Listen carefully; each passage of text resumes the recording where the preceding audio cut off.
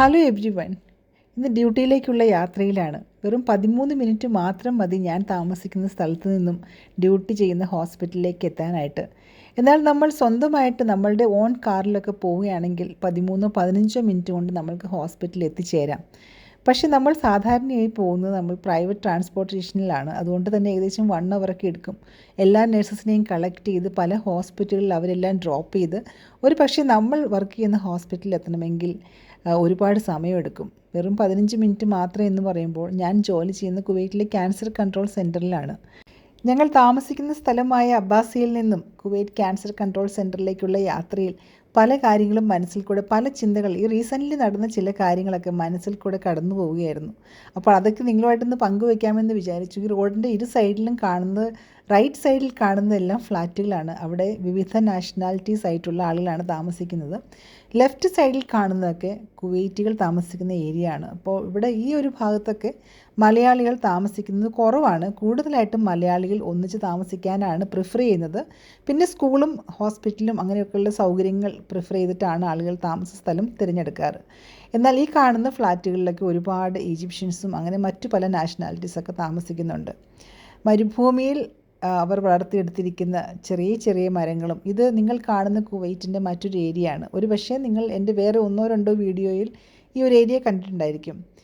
പറഞ്ഞു വന്നത് എന്താണെന്ന് വെച്ചാൽ, ഇങ്ങനെ പോയിക്കൊണ്ടിരുന്നപ്പോൾ എൻ്റെ മനസ്സിൽ കൂടെ ഒരുപാട് കാര്യങ്ങൾ കടന്നുപോയി. അതായത് നഴ്സിംഗ് സമൂഹത്തിൽ നിന്നും ഒരുപാട് പ്രശ്നങ്ങൾ അല്ലെങ്കിൽ ഒരുപാട് കുറ്റകൃത്യങ്ങൾ നമ്മൾ കേട്ടുകൊണ്ടിരിക്കുകയാണ്. കഴിഞ്ഞ ദിവസം കോട്ടയം മെഡിക്കൽ കോളേജിൽ നടന്ന ആ ക്രൂരമായ റാഗിങ്ങിൻ്റെ കാര്യങ്ങളൊക്കെ ഓർത്തപ്പോൾ ഒരു നേഴ്സാകാൻ പോകുന്ന ആൾക്ക് അല്ലെങ്കിൽ ആളുകൾക്ക് എങ്ങനെ ഇങ്ങനെയൊക്കെ പെരുമാറാൻ പറ്റും, ഇത്ര ക്രൂരമായിട്ട് അവരുടെ ജൂനിയേഴ്സിനോട് പെരുമാറാൻ എങ്ങനെ പറ്റും എന്ന് ആലോചിച്ചപ്പോൾ തന്നെ ഇനി മുമ്പോട്ട് വരുന്ന ഒരു തലമുറ എങ്ങനെയുള്ള ആളുകളാണ് നമ്മൾ ഡോക്ടേഴ്സ് അല്ലെങ്കിൽ നേഴ്സസ്, മെഡിക്കൽ പ്രൊഫഷനിൽ അല്ലെങ്കിൽ ആതുര സേവന രംഗത്ത് പ്രവർത്തിക്കുന്ന ആളുകൾക്ക് കൈൻഡ്നെസ് എന്നുള്ളൊരു ഏറ്റവും വലിയൊരു കാര്യമാണ് നമ്മൾ പ്രതീക്ഷിക്കുന്നത്. അവരുടെ മനസ്സ് കുറച്ചെങ്കിലും ഒരു മനുഷ്യത്വത്തോടു കൂടെ പെരുമാറണം, അല്ലെങ്കിൽ ആ ഒരു പ്രവൃത്തിയാണ് നമ്മൾ പ്രതീക്ഷിക്കുന്നത്. പക്ഷേ എന്നിരുന്നാൽ പോലും നമ്മൾ കേട്ടു ഓസ്ട്രേലിയയിലൊക്കെ നടന്ന കാര്യങ്ങളും, അവിടെ എന്തുമാത്രം ആ രാഷ്ട്രം മുഴുവനായിട്ട് അവർക്കെതിരെ, നേഴ്സസിനെതിരായിട്ട് പ്രകോപിതരാവുകയും അവർക്കെതിരെ ആക്ഷൻ എടുക്കുകയൊക്കെ ചെയ്തു. എന്തുകൊണ്ടാണ് മനുഷ്യർ, പ്രത്യേകിച്ച് നേഴ്സസ്, ഇങ്ങനെയുള്ള ആളുകൾക്ക് നേഴ്സിങ്ങിന് എങ്ങനെ പോകാൻ പറ്റും എന്നുള്ളത് പോലും ഞാൻ ചിന്തിച്ചു പോയി. നമ്മൾ ആ കോട്ടയം മെഡിക്കൽ കോളേജിൽ നടന്ന റാഗിങ്ങിൻ്റെ ദൃശ്യങ്ങളൊക്കെ കണ്ട് നമ്മൾക്ക് ദിവസങ്ങളോളം ഉറക്കം വരില്ലാത്ത രീതിയിൽ അത്ര ക്രൂരമായിട്ടാണ് കാര്യങ്ങളൊക്കെ ചെയ്തിരിക്കുന്നത്. എങ്ങനെയാണ് ഇങ്ങനെ ചെയ്യാൻ പറ്റുന്നത്? ദൈവത്തിൻ്റെ സ്വരൂപത്തിലും സാദൃശ്യത്തിലും സൃഷ്ടിച്ച മനുഷ്യർക്ക് എന്തുകൊണ്ടാണ് ഇങ്ങനെയുള്ളൊരു സ്വഭാവങ്ങളൊക്കെ വന്നു ചേർന്നതെന്ന് ആലോചിച്ചപ്പോൾ പല കാര്യങ്ങളും മനസ്സിലേക്ക് ഓടി വന്നു. കുട്ടികളൊക്കെ വളർന്നു വരുമ്പോൾ ഒരു പക്ഷേ പേരൻസിൻ്റെ, നമ്മൾ ഉൾപ്പെടെയുള്ള പേരൻസിൻ്റെ ഒരു ഫോക്കസ്, അവരെ നല്ല മാർക്ക് വാങ്ങി, ഏറ്റവും ഇപ്പോൾ എക്സാമൊക്കെ നടക്കുന്ന ഒരു സമയമാണ്. മാതാപിതാക്കളുടെ ഏറ്റവും വലിയ ഫോക്കസ് എന്ന് പറഞ്ഞാൽ അവർക്ക് ഏറ്റവും വലിയ പെർസെൻറ്റേജിൽ മാർക്ക് വാങ്ങി അവർ ജയിപ്പിക്കുക, അല്ലെങ്കിൽ ആ ഒരു ഫോക്കസിലാണ് മെയിനായിട്ടും കുട്ടികൾ, അല്ലെങ്കിൽ അവർക്ക് നല്ല ഒരു മെഡിക്കൽ കോളേജിൽ അഡ്മിഷനൊക്കെ കിട്ടുക എന്ന് പറഞ്ഞാൽ എളുപ്പമുള്ള കാര്യമല്ല. അപ്പോൾ അങ്ങനെയുള്ള ആ ഒരു ഫോക്കസിൽ കുട്ടികളെ വളർത്തിക്കൊണ്ട് വരുമ്പോൾ കുട്ടികളിൽ നമ്മൾ വളർത്തിയെടുക്കേണ്ട ചില നല്ല ഗുണങ്ങൾ നമ്മൾ പറഞ്ഞു കൊടുക്കുന്നില്ല. ഒരു പക്ഷേ മാതാപിതാക്കൾക്ക് സമയമില്ല, അല്ലെങ്കിൽ ഈ ഒരു സമൂഹ മാധ്യമങ്ങളുടെ ഇൻഫ്ലുവൻസിൻ്റെ ഒരു സമയത്ത് മാതാപിതാക്കൾ ഒരുപാട് സമയം സമൂഹ മാധ്യമങ്ങളിൽ ചെലവഴിക്കുകയും കുട്ടികളോട് സംസാരിക്കാനുള്ളൊരു സമയം ഇല്ലാതിരിക്കുകയും കുട്ടികൾക്ക് എങ്ങനെയാണ് അവരുടെ ബിഹേവിയർ അല്ലെങ്കിൽ അവരുടെ ഒരു പേഴ്സണാലിറ്റി ഡെവലപ്പ് ചെയ്യാനുള്ള ഒരു സമയം വരാതിരിക്കുകയും, അങ്ങനെ ഈ സമൂഹത്തിലേക്ക് ഏറ്റവും വലിയ സമൂഹത്തിന് ദ്രോഹമായിട്ടുള്ള കുട്ടികൾ ഒരു 18 വയസ്സിന് ശേഷം ഈ സമൂഹത്തിലേക്ക് ഇറങ്ങുമ്പോൾ അവരുടെ ചുറ്റുമുള്ള ആളുകൾക്കും രാജ്യത്തിനും എല്ലാം വളരെ ഉപദ്രവമായിട്ട് മാറുകയും ചെയ്യുന്ന കാഴ്ചയാണ് നമ്മൾ കാണുന്നത്. നമ്മുടെ അടുത്ത് വെറും 18 വയസ്സ് മാത്രമാണ് ഈ കുട്ടികളുള്ളത്. പ്രത്യേകിച്ചും ഗൾഫ് രാജ്യങ്ങളിലൊക്കെ വളർത്തുന്ന കുട്ടികൾ 18 വയസ്സ് കഴിഞ്ഞാൽ എങ്ങനെയാണ് അവരുടെ ഒരു ക്യാരക്ടറൊക്കെ ഫോം ചെയ്യുന്നതെന്ന് നമ്മൾ ആലോചിച്ചാൽ പലപ്പോഴും പല ആളുകളുടെയും യഥാർത്ഥ സ്വഭാവം മനസ്സിലാക്കുന്നത് അവർ തനിയായിരിക്കുമ്പോഴാണ്. അപ്പോൾ അവരൊക്കെ, ഈ കുട്ടികൾ ഒരുപക്ഷെ അവർ വിദേശ രാജ്യങ്ങളിലോ അല്ലെങ്കിൽ ഇന്ത്യയിലേക്കൊക്കെ പോയി കഴിഞ്ഞ് കഴിയുമ്പോൾ കംപ്ലീറ്റ്ലി ചേഞ്ച് ആയിട്ടുള്ളൊരു ക്യാരക്ടർ അവർ കാണിക്കുന്ന, അല്ലെങ്കിൽ ഒരു പേഴ്സണാലിറ്റി കാണിക്കുന്നത് കാണാറുണ്ട്. പലപ്പോഴും നമ്മൾ അവരുടെ ജെനറ്റിക്സിനെ കുറ്റം പറയാറുണ്ട്. അതായത് വളരെ കോപിഷ്ഠരായിട്ടുള്ള മാതാപിതാക്കളുടെ മക്കൾ അങ്ങനെയൊക്കെ തന്നെയേ വളരുകയുള്ളൂ. അങ്ങനെ പല കാര്യങ്ങളും നമ്മൾ ബ്ലെയിം ചെയ്യാറുണ്ട്. പക്ഷേ നമ്മളിലെല്ലാം ഉള്ളൊരു പാപ സ്വഭാവം, ഒരു തിന്മയുടേതായിട്ടുള്ളൊരു അംശം നമുക്ക് എല്ലാവർക്കും ഉണ്ട്. പക്ഷേ ആ അംശത്തെ നമ്മൾ എന്തുമാത്രം ട്രെയിൻ ചെയ്ത് നമ്മളുടെ ഉള്ളിൽ അടക്കി വെക്കുന്നോ, അല്ലെങ്കിൽ ദൈവത്തിൽ ആശ്രയിച്ച് നമ്മളിലുള്ള നന്മ മാത്രം പുറത്തെടുക്കുവാൻ ഒരു ദിവസം കൊണ്ട് മാത്രം നടക്കുന്ന ഒരു കാര്യമല്ല. ഇന്ന് മുതൽ ഞാൻ നല്ല ഒരാളാകുമെന്ന് വിചാരിച്ചാൽ പെട്ടെന്ന് നടക്കുന്ന ഒരു കാര്യമല്ല ഏറ്റവും നല്ല സ്വഭാവത്തിന് ഉടമയാവുക എന്നുള്ളത്. നമ്മൾ ഈ കുട്ടികളെക്കുറിച്ച് ഒരു കാര്യം പറഞ്ഞു കേൾക്കാറുണ്ട്. അതായത് ഒരു വീട്ടിൽ ഒരുപാട് കാര്യം പഠിപ്പിച്ച് വിടുന്ന കുട്ടികളല്ല, പക്ഷേ ഏറ്റവും നല്ല രീതിയിൽ ബിഹേവ് ചെയ്യുന്ന ഒരു പേരൻസിൻ്റെ മക്കളാണ് നല്ല രീതിയിൽ മറ്റുള്ളവരോടും ബിഹേവ് ചെയ്യുക എന്നുള്ളത്.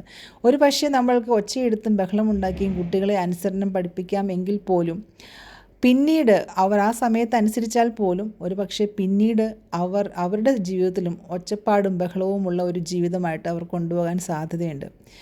അപ്പോൾ പറഞ്ഞു വന്നത് എന്താണെന്ന് വെച്ചാൽ, ഇപ്പോൾ നേഴ്സിങ്ങിന് പോകുന്നത് ഒരു സർവീസ് മൈൻഡോടു കൂടെ ആണെന്ന് പറഞ്ഞാൽ അതിൽ ഒരു 99% ശരിയല്ല എന്ന് തന്നെ പറയാം. ഒരു ജോലി സാധ്യത, വിദേശ രാജ്യങ്ങളിലേക്ക് പോകാനുള്ള ഒരു ആഗ്രഹം, ഇതൊക്കെയാണ് മിക്കവാറും ആളുകളെ നഴ്സിംഗ് ചൂസ് ചെയ്യാനായിട്ട് പ്രേരിപ്പിക്കുന്നത്. അതിലപ്പുറമായിട്ട് ഡ്രഗ്സ്, നാട്ടിൽ നമുക്കറിയാം എന്തുമാത്രം അതായത് മയക്കുമരുന്നുകളാണ് ഇതുപോലെ വന്നിരിക്കുന്നത്. ഞാൻ എൻ്റെ ഹോസ്പിറ്റലിൻ്റെ അടുത്തേക്ക് എത്തിയിരിക്കുന്നു. ഹോസ്പിറ്റലിൻ്റെ ഇരുവശവും നല്ല മനോഹരമായിട്ട് അവർ മരങ്ങളൊക്കെ വെച്ച് പിടിപ്പിച്ചിരിക്കുന്നു. ശാന്തമായ ഒരു അന്തരീക്ഷം. കാര്യങ്ങളൊക്കെ പറഞ്ഞു കഴിഞ്ഞില്ല എങ്കിലും ഹോസ്പിറ്റലിൻ്റെ അടുത്തേക്ക് എത്തിയതുകൊണ്ട് ആ ഒരു പരിസര പ്രദേശങ്ങളെല്ലാം നിങ്ങളെ കാണിക്കാമെന്ന് വിചാരിക്കുന്നു. റൈറ്റ് സൈഡിലാണ് ഒരു സഭ ഹോസ്പിറ്റൽ കോമ്പൗണ്ട് എന്ന് പറയുന്ന ആ വലിയ ഒരു ഹോസ്പിറ്റൽ കോംപ്ലക്സ് ഉള്ളത്. മുന്നോട്ട് പോകുമ്പോൾ ലെഫ്റ്റ് സൈഡിൽ പേഷ്യൻ്റ് ഹെൽപ്പിംഗ് ഫണ്ട് സൊസൈറ്റിയുടെ ഒരു ഓർഗനൈസേഷനാണ് അവിടെ. ഈ കാണുന്നതെല്ലാം ഓരോരോ ഹോസ്പിറ്റലിൻ്റെ ഭാഗങ്ങളാണ്. അപ്പോൾ കുവൈറ്റ് ക്യാൻസർ കൺട്രോൾ സെൻറ്റർ വളരെ പഴയ ഒരു ഹോസ്പിറ്റലാണ്. എക്സ്റ്റെൻഡ് ആയിട്ട് പല ഹോസ്പിറ്റൽസും പല ബിൽഡിങ്സും അവർ പണിതു. പക്ഷേ എന്നാൽ ഇപ്പോൾ നിങ്ങൾ ലെഫ്റ്റ് സൈഡിൽ കാണുന്ന ഈ ഒരു വലിയൊരു ഹോസ്പിറ്റൽ ഇതുവരെ ഇനാഗുറേറ്റ് ചെയ്തിട്ടില്ല. വളരെ അത്യാധുനിക സൗകര്യങ്ങളോട് കൂടെയാണ് ഈ ഹോസ്പിറ്റൽ പണിതിരിക്കുന്നത്. ഒരു ഈവനിങ്ങിലുള്ളൊരു വ്യൂ ആണിത്. ഞാൻ ഡ്യൂട്ടി കഴിഞ്ഞ് പോകാൻ നിൽക്കുമ്പോൾ എടുത്ത ഒരു വീഡിയോ ആണ്. അതിമനോഹരമായ, നമ്മളുടെ നാട്ടിൽ നമ്മൾക്കൊരു ഗവൺമെൻറ് ഹോസ്പിറ്റൽ ഈ ഒരു രീതിയിൽ ചിന്തിക്കാൻ പോലും പറ്റുകയില്ല. അതിന് പല കാരണങ്ങളുണ്ട്. നമ്മൾ ഈ കുവൈറ്റിൻ്റെ ഒരു സാമ്പത്തിക സ്ഥിതിയല്ല നമ്മുടെ കേരളത്തിലും ഇന്ത്യയിലും എന്നുള്ളത് നമ്മൾ മനസ്സിലാക്കുന്നു.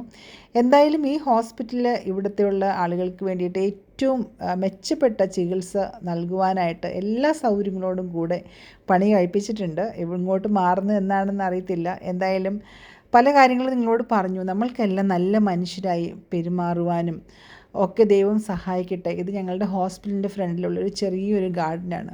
അപ്പോൾ നല്ല നേഴ്സസായിട്ട് ഒരു കൈൻഡ്നെസ് നമ്മുടെ മനസ്സിൽ വളർത്തിയെടുക്കുവാനായിട്ട് നമ്മളുടെ ജീവിതയാത്രയിൽ എത്രയോ പേരെ നമ്മൾ കാണുന്നു. ചിലരൊക്കെ നമ്മളുടെ മനസ്സിൽ വളരെയധികം ഇൻഫ്ലുവൻസ് ചെയ്ത ആളുകളാണ്. ചിലരാകട്ടെ നമ്മുടെ മനസ്സിൽ വളരെ വേദന തന്നവരാണ്. നമ്മൾക്ക് മറ്റുള്ളവരുടെ മനസ്സിൽ സന്തോഷം കൊടുക്കുന്ന ആളുകളായിട്ട് അറിയപ്പെടാൻ, ഓർമ്മിക്കപ്പെടാൻ നമുക്ക് ശ്രമിക്കാം. അതിനു വേണ്ടിയിട്ട് നമ്മൾ നേഴ്സസിന് പ്രത്യേകമായിട്ട് നമ്മൾ ഒരുപാട് ആളുകളെ കാണുന്ന ആളുകൾ എന്നുള്ള രീതിയിൽ നമ്മൾക്ക് നമ്മളുടെ തന്നെ ക്യാരക്ടറിനെ മോഡിഫൈ ചെയ്യാനായിട്ട് നമ്മൾക്ക് ശ്രമിക്കാം. എൻ്റെ ഹോസ്പിറ്റലിൽ ചെറിയ ചില ഭാഗങ്ങൾ വീണ്ടും വീണ്ടും കാണിച്ചു എന്ന് മാത്രമേ ഉള്ളൂ. നിങ്ങൾക്ക് എൻ്റെ വീഡിയോ ഇഷ്ടപ്പെട്ടു എന്ന് വിചാരിക്കുന്നു. Thank you for watching.